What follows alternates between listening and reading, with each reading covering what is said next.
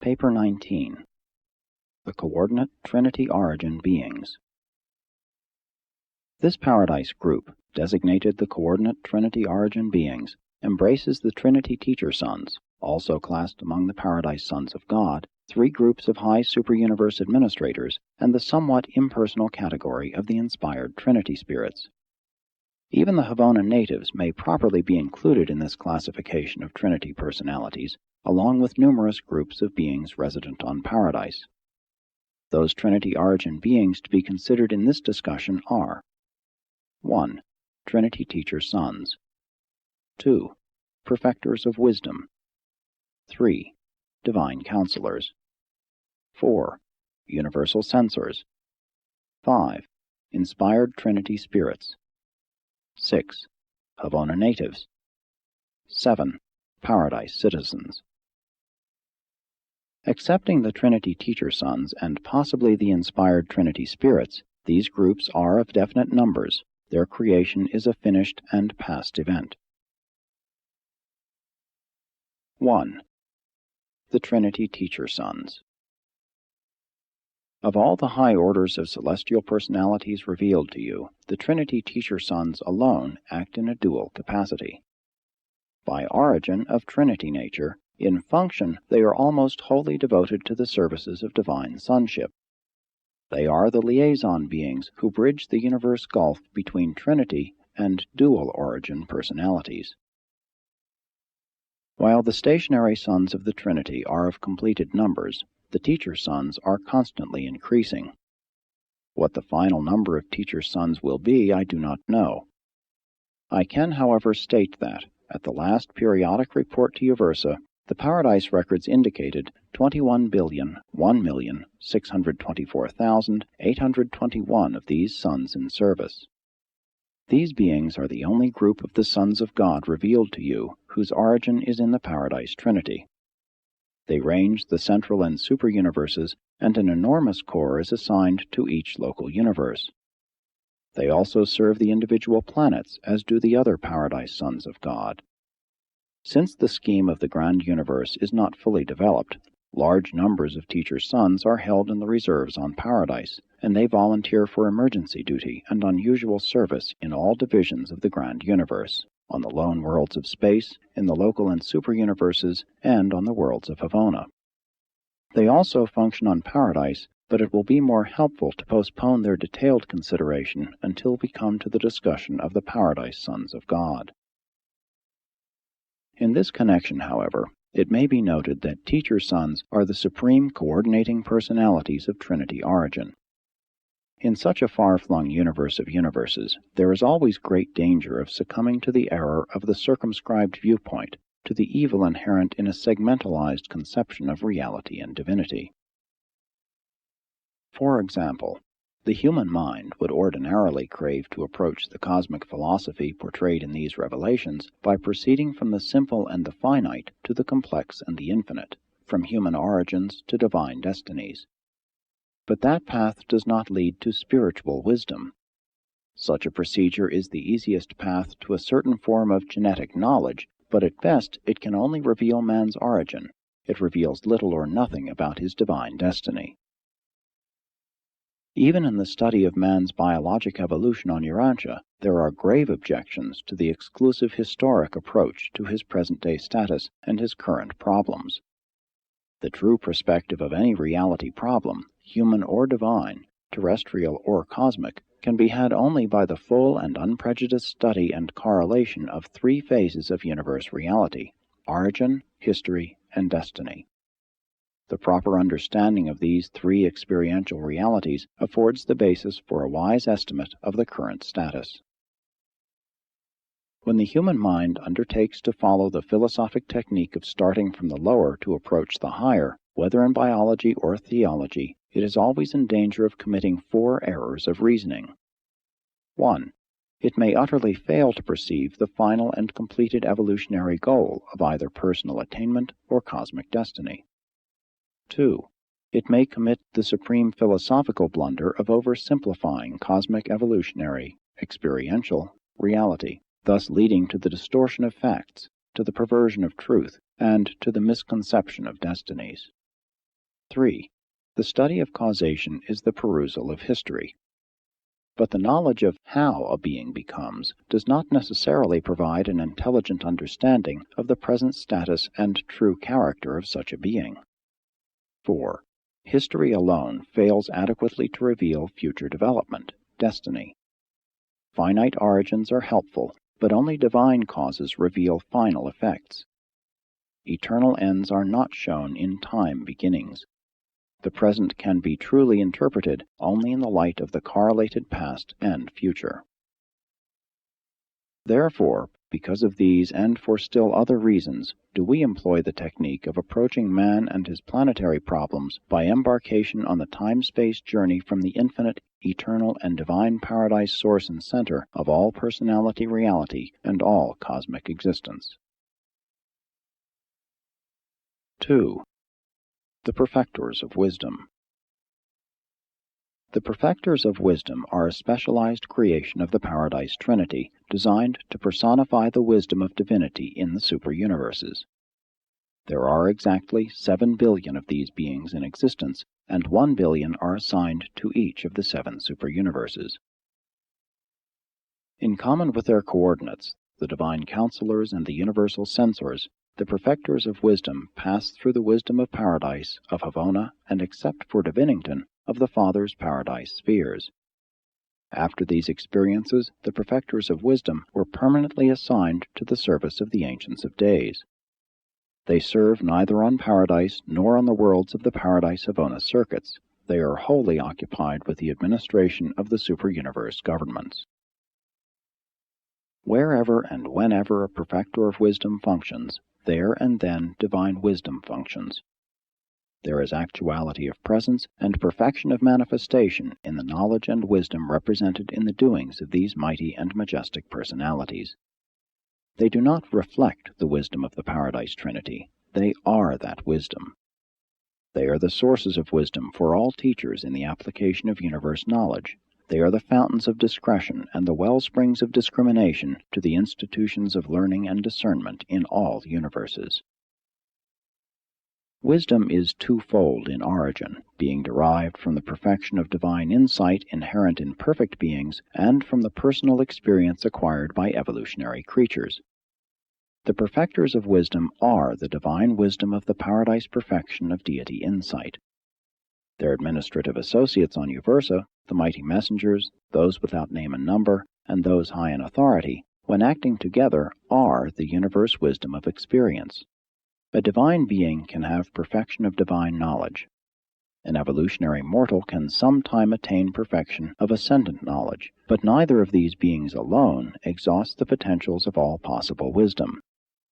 Accordingly, whenever in the conduct of the superuniverse it is desired to achieve the maximum of administrative wisdom, these perfectors of the wisdom of divine insight are always associated with those ascendant personalities who have come up to the high responsibilities of superuniverse authority through the experiential tribulations of evolutionary progression. The Perfectors of Wisdom will always require this complement of experiential wisdom for the completion of their administrative sagacity. But it has been postulated that a high and hitherto unattained level of wisdom may possibly be achieved by the Paradise Finalators after they are sometime inducted into the 7th stage of spirit existence. If this inference is correct, then would such perfected beings of evolutionary ascent undoubtedly become the most effective universe administrators ever to be known in all creation. I believe that such is the high destiny of Finalators. The versatility of the Perfectors of Wisdom enables them to participate in practically all of the celestial services of the ascendant creatures. The Perfectors of Wisdom and my order of personality, the Divine Counselors, together with the Universal Censors, constitute the highest orders of beings who may and do engage in the work of revealing truth to the individual planets and systems, whether in their earlier epochs or when settled in enlightened life. From time to time, we all make contact with the service of the ascending mortals, from an initial life planet on up through a local universe and the superuniverse, particularly the latter. 3. The Divine Counselors. These Trinity origin beings are the counsel of deity to the realms of the 7 superuniverses. They are not reflective of the divine counsel of the Trinity. They are that counsel. There are 21 billion counselors in service, and 3 billion are assigned to each superuniverse. Divine counselors are the associates and equals of the universal censors and the perfectors of wisdom, from 1 to 7 counselors being associated with each of these latter personalities. All 3 orders participate in the government of the Ancients of Days, including major and minor sectors, in the local universes and constellations, and in the councils of the local system sovereigns. We act as individuals, as I do in inditing this statement, but we also function as a trio whenever the occasion requires. When we act in an executive capacity, always there are associated together a perfector of wisdom, a universal censor, and from 1 to 7 divine counselors. 1 perfector of wisdom, 7 divine counselors, and 1 universal censor constitute a tribunal of Trinity divinity, the highest mobile advisory body in the universes of time and space. Such a group of 9 is known either as a fact-finding or as a truth-revealing tribunal, and when it sits in judgment upon a problem and renders a decision, it is just as if an Ancient of Days had adjudicated the matter, for in all the annals of the superuniverses, such a verdict has never been reversed by the Ancients of Days. When the 3 Ancients of Days function, the Paradise Trinity functions. When the tribunal of 9 arrives at a decision following its united deliberations, to all intents and purposes the Ancients of Days have spoken.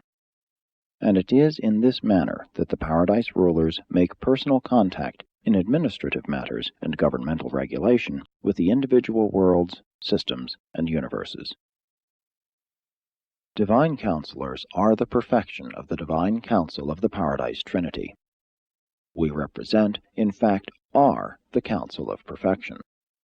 When we are supplemented by the experiential counsel of our associates, the perfected and Trinity-embraced beings of evolutionary ascent, our combined conclusions are not only complete, but replete. When our united counsel has been associated, adjudicated, confirmed, and promulgated by a universal censor, it is very probable that it approaches the threshold of universal totality. Such verdicts represent the nearest possible approach to the absolute attitude of deity within the time-space limits of the situation involved and the problem concerned. 7 divine counselors in liaison with the trinitized evolutionary trio, a mighty messenger, 1 high in authority, and 1 without name and number, represent the nearest superuniverse approach to the union of the human viewpoint and the divine attitude on near paradisiacal levels of spiritual meanings and reality values. Such close approximation of the united cosmic attitudes of the creature and the creator is only surpassed in the Paradise bestowal sons, who are, in every phase of personality experience, God and man. 4. The Universal Censors. There are exactly 8 billion universal censors in existence. These unique beings are the judgment of deity. They are not merely reflective of the decisions of perfection. They are the judgment of the Paradise Trinity. Even the Ancients of Days do not sit in judgment, except in association with the universal censors. 1 censor is commissioned on each of the billion worlds of the central universe, being attached to the planetary administration of the resident Eternal of Days. Neither perfectors of wisdom nor divine counselors are thus permanently attached to the HAVONA administrations, nor do we altogether understand why universal censors are stationed in the central universe. Their present activities hardly account for their assignment in HAVONA, and we therefore suspect that they are there in anticipation of the needs of some future universe age in which the HAVONA population may partially change. 1 billion censors are assigned to each of the 7 superuniverses. Both in an individual capacity and in association with perfectors of wisdom and divine counselors, they operate throughout all divisions of the 7 superuniverses. Thus the censors act on all levels of the grand universe, from the perfect worlds of HAVONA to the councils of the system sovereigns, and they are an organic part of all dispensational adjudications of the evolutionary worlds. Whenever and wherever a universal censor is present, then and there is the judgment of deity. And since the censors always render their verdicts in liaison with perfectors of wisdom and divine counselors, such decisions embrace the united wisdom, counsel, and judgment of the Paradise Trinity. In this juridical trio, the perfector of wisdom would be the I was, the divine counselor the I will be, but the universal censor is always I am. The censors are universe-totaling personalities. When 1,000 witnesses have given testimony, or 1,000,000, when the voice of wisdom has spoken, and the counsel of divinity has recorded, when the testimony of ascendant perfection has been added, then the censor functions, and there is immediately revealed an unerring and divine totaling of all that has transpired, and such a disclosure represents the divine conclusion, the sum and substance of a final and perfect decision.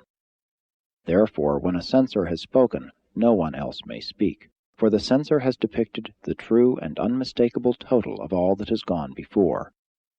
When he speaks, there is no appeal. Most fully do I understand the operation of the mind of a perfecter of wisdom, but I certainly do not fully comprehend the working of the adjudicating mind of a universal censor. It appears to me that the censors formulate new meanings and originate new values from the association of the facts, truths, and findings presented to them in the course of an investigation of universe affairs. It seems probable that the universal censors are able to bring forth original interpretations of the combination of perfect creator insight and the perfected creature experience. This association of paradise perfection and universe experience undoubtedly eventuates a new value in ultimates. But this is not the end of our difficulties regarding the working of the minds of the universal censors. Having made due allowances for all that we know or conjecture about the functioning of a censor in any given universe situation, we find that we are still unable to predict decisions or to forecast verdicts. We very accurately determine the probable result of the association of creator attitude and creature experience, but such conclusions are not always accurate forecasts of censor disclosures. It seems likely that the censors are in some manner in liaison with the deity absolute. We are otherwise unable to explain many of their decisions and rulings. Perfectors of wisdom, divine counselors, and universal censors, together with the 7 orders of Supreme Trinity personalities, constitute those 10 groups which have been sometimes designated stationary sons of the Trinity. Together they comprise the grand corps of Trinity administrators, rulers, executives, advisors, counselors, and judges. Their numbers slightly exceed 37 billion. 2,070,000,000 are stationed in the central universe, and just over 5 billion in each superuniverse. It is very difficult to portray the functional limits of the stationary sons of the Trinity. It would be incorrect to state that their acts are finite limited, for there are transactions of superuniverse record which indicate otherwise. They act on any level of universe administration or adjudication that may be required by time-space conditions and that pertains to the past, present, and future evolution of the Master Universe. 5. Inspired Trinity Spirits. I will be able to tell you very little concerning the inspired Trinity Spirits, for they are one of the few wholly secret orders of beings in existence. Secret, no doubt, because it is impossible for them fully to reveal themselves even to those of us whose origin is so near the source of their creation. They come into being by the act of the Paradise Trinity, and may be utilized by any one or two of the deities as well as by all 3. We do not know whether these spirits are of completed numbers or are constantly increasing, but we incline to the belief that their number is not fixed. We fully understand neither the nature nor the conduct of the inspired spirits.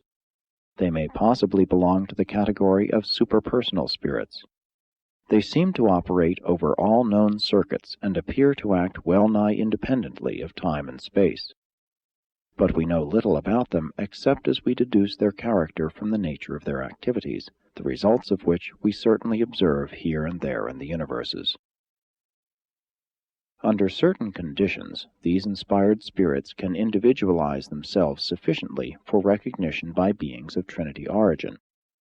I have seen them, but it would never be possible for the lower orders of celestial beings to recognize one of them. Certain circumstances also arise from time to time in the conduct of the evolving universes in which any being of Trinity origin may directly employ these spirits in the furtherance of his assignments. We therefore know that they exist, and that under certain conditions we may command and receive their assistance, sometimes recognize their presence. But they are not a part of the manifest and definitely revealed organization entrusted with the conduct of time-space universes before such material creations are settled in light and life. They have no clearly discernible place in the present economy or administration of the evolving 7 superuniverses. They are a secret of the Paradise Trinity. The Melchizedeks of Nebadon teach that inspired Trinity spirits are destined, sometime in the eternal future, to function in the places of the solitary messengers, whose ranks are slowly but certainly being depleted by their assignment as associates of certain types of trinitized sons. The inspired spirits are the solitary spirits of the universe of universes. As spirits, they are very much like the solitary messengers, except that the latter are distinct personalities. We obtain much of our knowledge of the inspired spirits from the solitary messengers, who detect their nearness by virtue of an inherent sensitivity to the presence of the inspired spirits, which functions just as unfailingly as a magnetic needle points to a magnetic pole. When a solitary messenger is near an inspired Trinity spirit, he is conscious of a qualitative indication of such a divine presence, and also of a very definite quantitative registration, which enables him actually to know the classification or number of the spirit presence or presences. I may relate a further interesting fact. When a solitary messenger is on a planet whose inhabitants are indwelt by thought adjusters, as on Urantia, he is aware of a qualitative excitation in his detection sensitivity to spirit presence. In such instances, there is no quantitative excitation, only a qualitative agitation. When on a planet to which adjusters do not come, contact with the natives does not produce any such reaction. This suggests that thought adjusters are in some manner related to, or are connected with, the inspired spirits of the Paradise Trinity. In some way, they may possibly be associated in certain phases of their work, but we do not really know. They both originate near the center and source of all things, but they are not the same order of being. Thought adjusters spring from the Father alone. Inspired spirits are the offspring of the Paradise Trinity. The inspired spirits do not apparently belong to the evolutionary scheme of the individual planets or universes, and yet they seem to be almost everywhere. Even as I am engaged in the formulation of this statement, my associated solitary messenger's personal sensitivity to the presence of this order of spirit indicates that there is with us at this very moment, not over 25 feet away, a spirit of the inspired order and of the 3rd volume of Power Presence. The 3rd volume of Power Presence suggests to us the probability that 3 inspired spirits are functioning in liaison. Of more than 12 orders of beings associated with me at this time, the solitary messenger is the only one aware of the presence of these mysterious entities of the Trinity. And further, while we are thus apprised of the nearness of these divine spirits, we are all equally ignorant of their mission. We really do not know whether they are merely interested observers of our doings, or whether they are, in some manner unknown to us, actually contributing to the success of our undertaking. We know that the Trinity teacher sons are devoted to the conscious enlightenment of universe creatures. I have arrived at the settled conclusion that the inspired Trinity spirits, by superconscious techniques, are also functioning as teachers of the realms. I am persuaded that there is a vast body of essential spiritual knowledge, truth indispensable to high spiritual attainment, which cannot be consciously received. Self-consciousness would effectively jeopardize the certainty of reception. If we are right in this concept, and my entire order of being shares it, it may be the mission of these inspired spirits to overcome this difficulty, to bridge this gap in the universal scheme of moral enlightenment and spiritual advancement. We think that these 2 types of Trinity origin teachers effect some kind of liaison in their activities, but we do not really know. On the super-universe training worlds, and on the eternal circuits of HAVONA, I have fraternized with the perfecting mortals, spiritualized and descendant souls from the evolutionary realms, but never have they been aware of the inspired spirits, which ever and anon the powers of detection resident in the solitary messengers would indicate were very near us. I have freely conversed with all orders of the sons of God, high and low, and they likewise are unconscious of the admonitions of the inspired Trinity spirits. They can and do look back in their experiences and recount happenings which are difficult to explain if the action of such spirits is not taken into account. But excepting solitary messengers, and sometimes Trinity origin beings, none of the celestial family have ever been conscious of the nearness of the inspired spirits. I do not believe the inspired Trinity spirits are playing hide-and-seek with me. They are probably trying just as hard to disclose themselves to me as I am to communicate with them. Our difficulties and limitations must be mutual and inherent. I am satisfied that there are no arbitrary secrets in the universe. Therefore will I never cease in my efforts to solve the mystery of the isolation of these spirits belonging to my order of creation. And from all this, you mortals just now taking your first step on the eternal journey can well see that you must advance a long way before you will progress by sight and material assurance.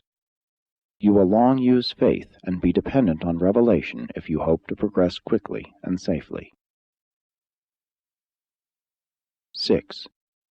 HAVONA natives. The HAVONA natives are the direct creation of the Paradise Trinity, and their number is beyond the concept of your circumscribed minds. Neither is it possible for Urantians to conceive of the inherent endowments of such divinely perfect creatures as these Trinity origin races of the eternal universe. You can never truly envisage these glorious creatures. You must await your arrival in HAVONA, when you can greet them as spirit comrades. During your long sojourn on the billion worlds of HAVONA culture, you will develop an eternal friendship for these superb beings. And how deep is that friendship which grows up between the lowest personal creature from the worlds of space and these high personal beings native to the perfect spheres of the central universe. Ascending mortals, in their long and loving association with the HAVONA natives, do much to compensate for the spiritual impoverishment of the earlier stages of mortal progression. At the same time, through their contacts with ascending pilgrims, the HAVONers gain an experience which to no small extent overcomes the experiential handicap of having always lived a life of divine perfection. The good to both ascending mortal and HAVONA native is great and mutual. HAVONA natives, like all other Trinity origin personalities, are projected in divine perfection, and as with other Trinity origin personalities, the passing of time may add to their stores of experiential endowments. But unlike the stationary sons of the Trinity, HAVONers may evolve in status, may have an unrevealed future eternity destiny. This is illustrated by those HAVONers whose service factualize capacity for fusion with a non-adjuster father fragment, and so qualify for membership in the mortal core of the finality. And there are other finaliter core open to these natives of the central universe. The status evolution of HAVONA natives has occasioned much speculation on Uversa. Since they are constantly filtering into the several paradise core of the finality, and since no more are being created, it is apparent that the number of natives remaining in HAVONA is constantly diminishing. The ultimate consequences of these transactions have never been revealed to us, but we do not believe that HAVONA will ever be entirely depleted of its natives. We have entertained the theory that HAVONers will possibly cease entering the finaliter core sometime during the ages of the successive creations of the outer space levels. We have also entertained the thought that in these subsequent universe ages, the central universe may be peopled by a mixed group of resident beings, a citizenship consisting only in part of the original HAVONA natives. We do not know what order or type of creature may be thus destined to residential status in the future HAVONA, but we have thought of 1. The Univitatia, who are at present the permanent citizens of the local universe constellations. 2. Future types of mortals who may be born on the inhabited spheres of the superuniverses in the flowering of the ages of light and life. 3. The incoming spiritual aristocracy of the successive outer universes. We know that the HAVONA of the previous universe age was somewhat different from the HAVONA of the present age. We deem it no more than reasonable to assume that we are now witnessing those slow changes in the central universe that are anticipatory of the ages to come.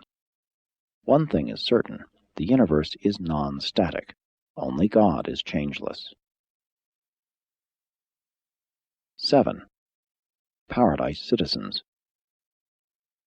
There are resident on Paradise numerous groups of superb beings, the Paradise Citizens. They are not directly concerned with the scheme of perfecting ascending will creatures, and are not, therefore, fully revealed to Urantia mortals.